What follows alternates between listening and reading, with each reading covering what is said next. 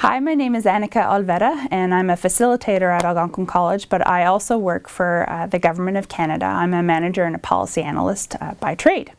So I'm here today to talk to you about the writing and research process, and I will talk about them interchangeably. I have a quote that I'll just say off the top of my head, so don't quote me exactly, but they say that good writing will open more doors for you than any college degree will, but bad writing can close more doors that you never knew existed.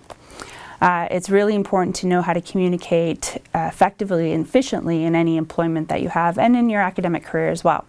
So I'm going to talk to you today about a few tips and tricks that I have picked up on my way, not only in my profession in the government, but also as a facilitator at Algonquin.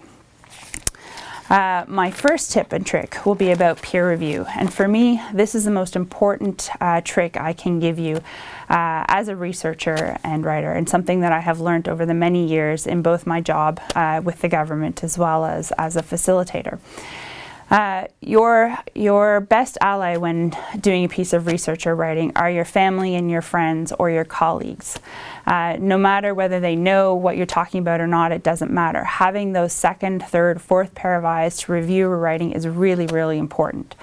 Your eyes get accustomed to what you have written, and often you will review something and you will skip over mistakes that your mind just sort of adjusts and won't catch. But those who are fresh to the piece of writing will be able to pick up those mistakes for you. They'll be able to help you with your grammar. If something doesn't make sense, they'll be able to point it out so that you can rewrite a sentence so that it can make sense. May make sense to you, but it won't make sense to somebody else. So you need to look at those sentences again. The second piece of advice I can give you is to write short and clear sentences. Don't write sentences that have 5 or 6 different adjectives in it, because it doesn't add anything. You want to have words in that sentence that are not wasted. Don't have words that don't mean anything or don't add anything to your sentence. A clear, short sentence will go a lot further than a very long and convoluted sentence. My third advice is, when in doubt, look it up. We have so many wonderful tools with the internet. All of those answers are at your fingertips. If you have a question about grammar, if you're not sure if a comma should go in one place, or if you're not sure that a semicolon should be used or how to use a semicolon, look it up. There's lots of wonderful grammar sites like Grammar Girl or Grammarly that can explain to you in a very simple way why English grammar is the way it is.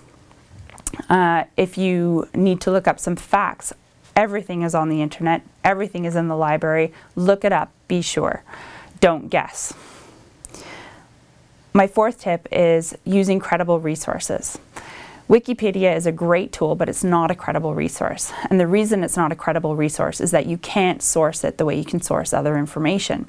Often it's great because Wikipedia will have the sources that they use at the bottom. You need to go to those sources and make sure that they're credible. A credible resource is a scientific journal, it can be another periodical, it can be a science website, it can be videos. It has to be something that you can always source back, and that it comes from somebody that is an expert or a professional. The next tip is an outline. You need to write out your thoughts.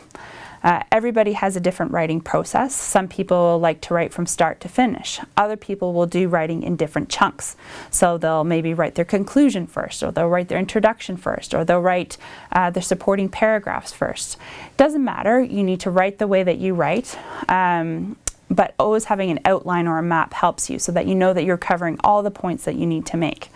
An introduction is great that way because it will tell you what you're going to discuss in your paragraphs, and it will help you map it out. The last point I'm going to make is about editing. Edit, edit, edit. This should take longer than the actual writing process. When you edit a document, you have to think about the flow of your essay or your research topic. You need to think, do I have a strong introduction? Do I have a strong conclusion? Have I sourced everything appropriately? You need to look at your sentence structure, your grammar, make sure that you have everything in the right place. And the editing process goes back to my first point. Use your peers, your colleagues, your friends, and your family to help you look at your paper, not just a second time, but a third time and a fourth time, so that when you do finally submit it, either in your future employment or in your academic career, you know that it's as close to perfect as possible. Thanks very much.